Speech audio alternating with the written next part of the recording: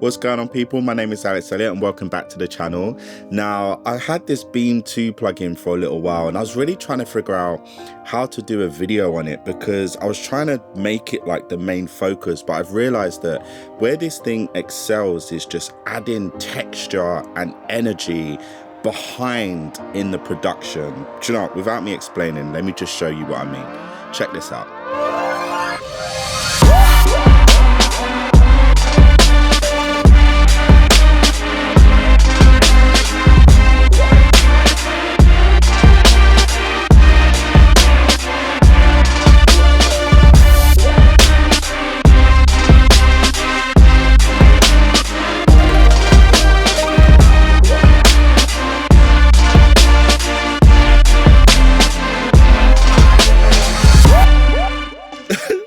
It's absolute chaos, right?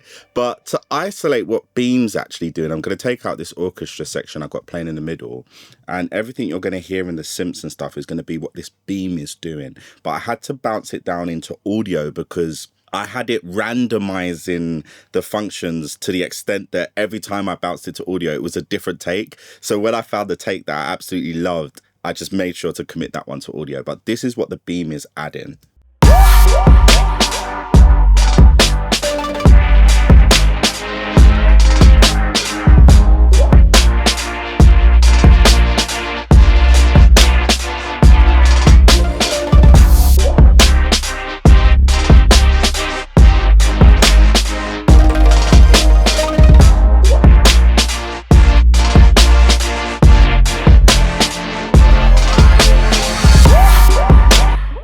Absolute madness, right? Chaos, energy. But if I mute that and take that out and put the strings back in, listen to how much the energy just drops.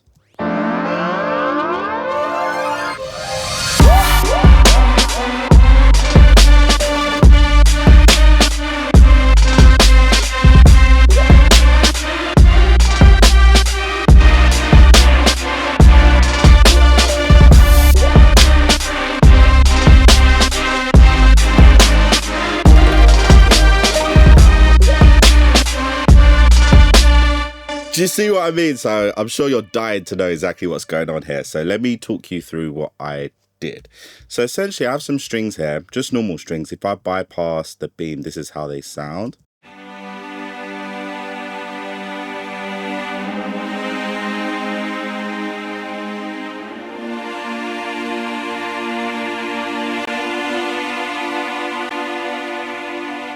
Okay, you get the picture. So first and foremost, I'm adding this distortion or saturation, you could call it, from this Volt plugin. So let's check out how that sounds.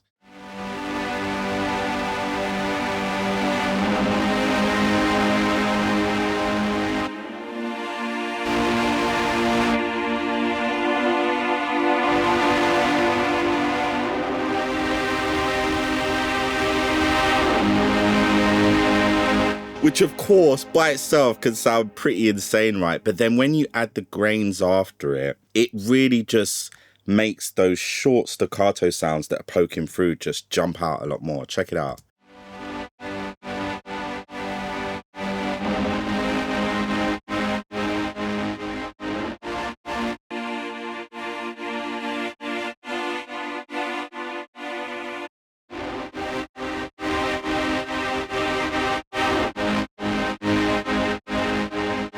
And as I said, like, you can see the smile on my face. As I said, this thing's so random that you have to really control it. But I'm going to try and show you in the simplest way what this is essentially doing. You've got the shape, the size, and the rate. The rate is going to be the speed. So whether you're going 1, 2, 3, 4, or 1, 2, 3, 4, 5, 6, 7, 8, or 1, 2, 3, 1, 2, 3, but like triplets, whatever you're doing, right? This is how you control it here. Now, size, you could think of it as how long will that sound last for.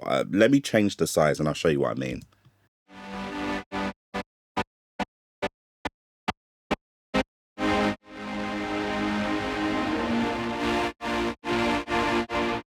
So by playing around with the rate and the size, you get some mad results.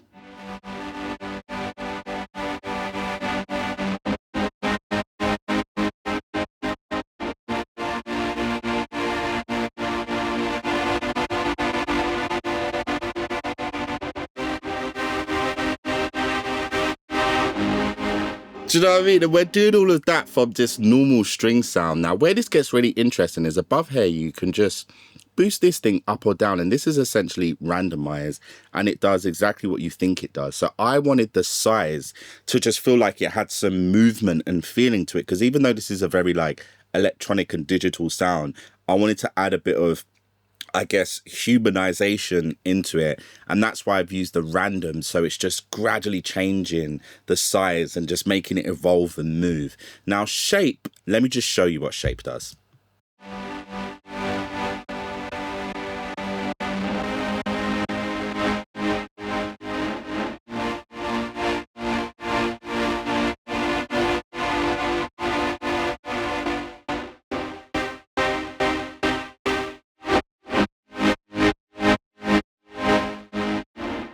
So it does exactly what you think it does. It changes the shape. Then you have ARP, which is pretty insane. It just adds like octaves.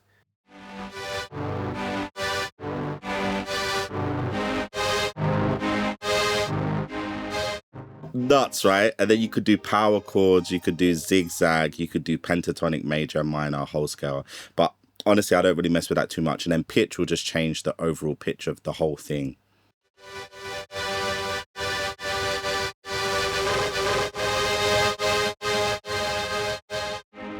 Absolutely mental, right? Now, width, I think, is one of my favorite because it essentially makes it just go from left to right. If I put the width all the way down, check it out.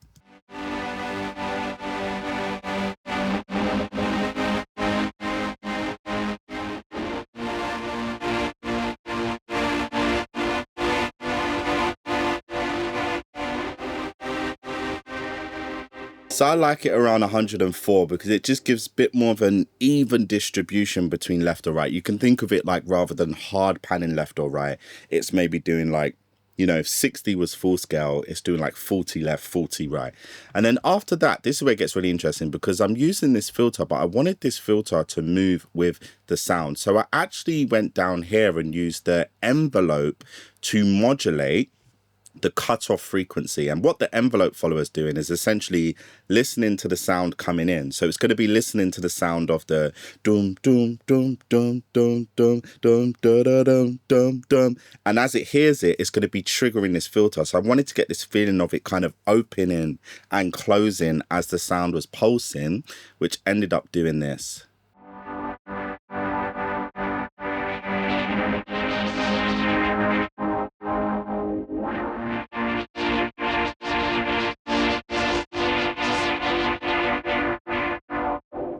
And then if you want to get a little less of that effect, you can actually change the gain that's going into this envelope shaper, because sometimes a signal might be too quiet and you could boost that signal up. And you, by playing with this gain, you get different rhythms and different movements. Check this out.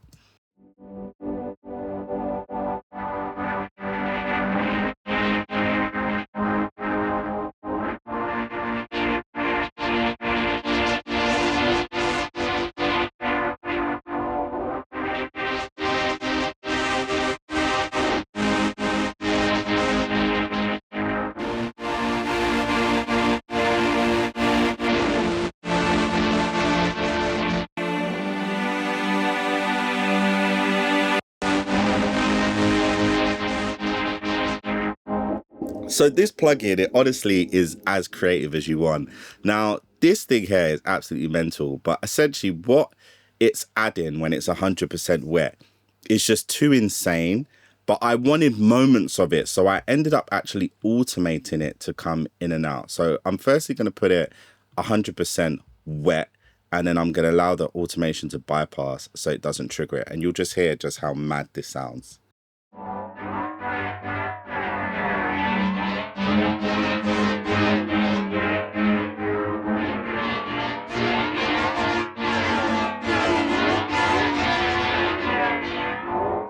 I don't know, man. It's like R2D2's having an anxiety panic attack whilst trying to play back a synth. I don't know what's going on there. It's absolutely mental.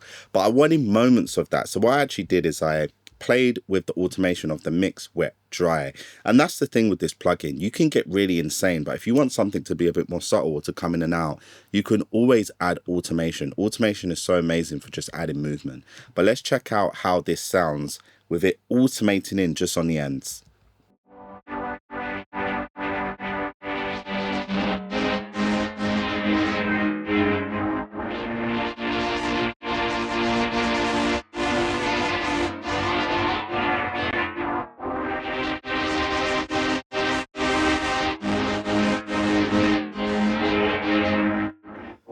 you know what I mean? I can honestly say, like, I've never really heard anything like that. And anything that puts this smile on my face and makes me just discover new sounds is amazing. But moving over to the next sound, if you listen carefully in this beat, there's like these random moments that happen, like these. And this one. And then this one, which is the same thing, but I just kind of made it reverse and then automated the volume to come in. Now, what the hell are these? These are another example of how this plugin could be absolutely insane when you just let it do its thing. This is a preset called Reciprocal. I didn't even make this preset, but this thing's nuts. Listen to this.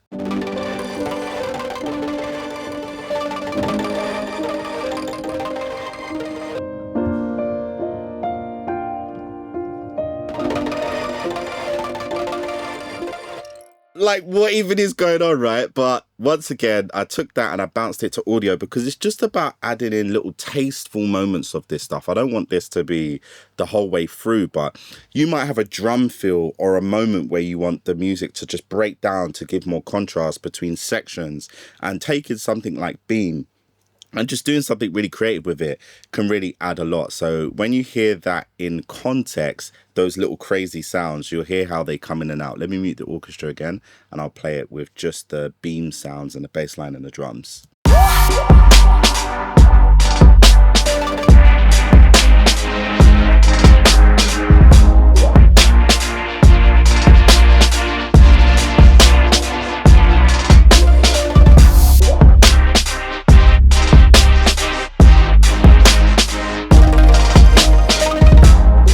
So honestly, you can get as crazy as you want to. Now, this thing over here is really, really lovely as well. I'll play this without Beam and then I'll put it on. I'll show you what I mean.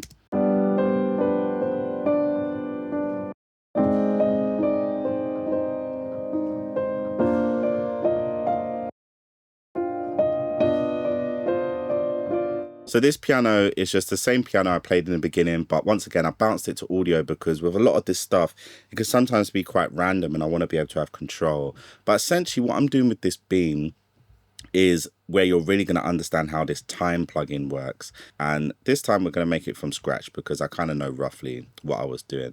So firstly, let's take this through this step by step. I'm adding time and then I'm actually stretching it to 200%. Without changing any of the values in the middle. And that's essentially going to just make it play like twice as fast, but in the way that tape would speed things up and it would play at a higher pitch. It's hard to explain. Let me show you.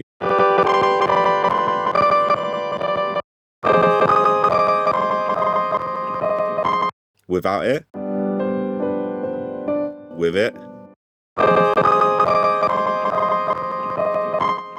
But where this gets really interesting is if you start blending that in.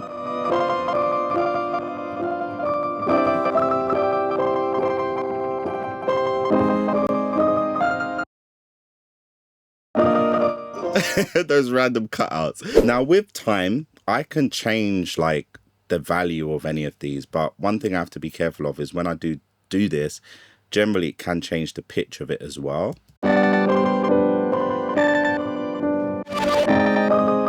But if you don't want it to do that, you can hit texture.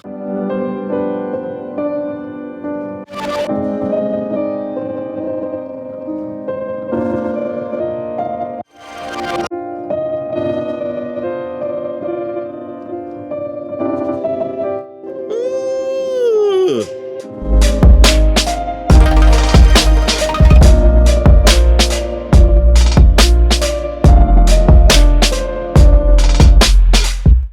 Happy accidents. Once again, I'm not here trying to make a new sound, but that sounds so cool, just flipping that to texture. But time, honestly, is just like, it's a really wacky, crazy plugin, but you could think of it like between these grids, you can see it moving in time. You can essentially change the timing and you can also change the amount of steps in these grids and just get really crazy, really wacky. But I was just using this simply just to add just that little blend of texture here.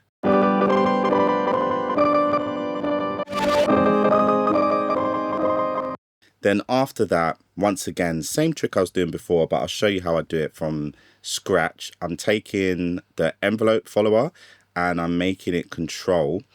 this. Now, as you can see, you'll see this little thing growing. This is showing the range in which it's going to affect this. So check it out.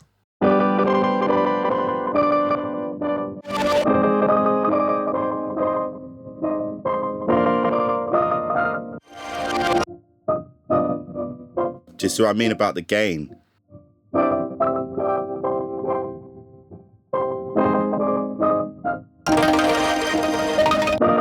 That's so insane. And then if I want to just make it a bit more of a wow kind of sound, changing the Q value is going to add a resonant frequency at the top of that shelf, or the top of that peak, dip, cut off, wherever it is. Cut off, that's the one. Low pass, that's the one. But listen to how this sounds.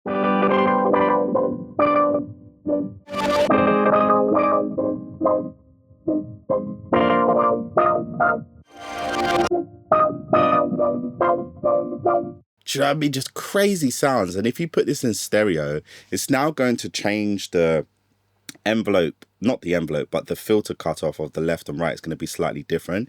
You just get this weird kind of panning effect. Check this out.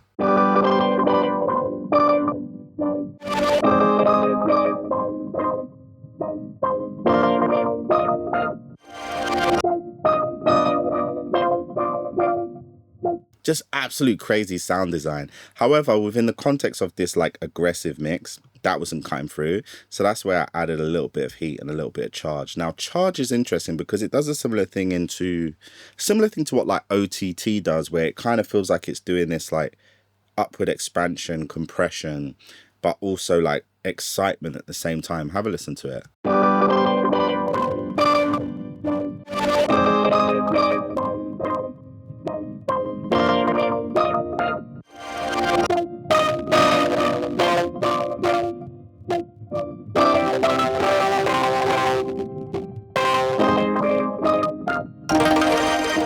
Now let's check that in context.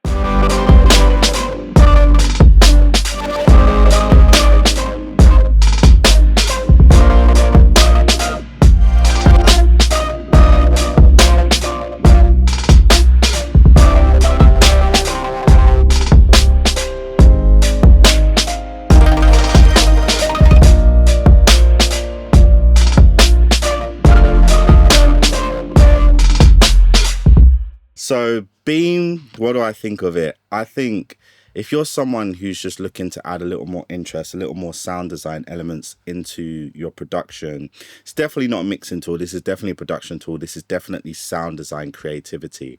But I absolutely recommend it. I think you can use as little or as much of it as you want to taste. And on top of that, if you love the sound of this music, then go ahead and actually sign up to my mailing list so that you don't miss out on when I have any new releases coming out. I have some very exciting stuff I'm going to be sharing with you all in the future. Other than that, my name is Alexander Elliott, and I look forward to seeing you all next time.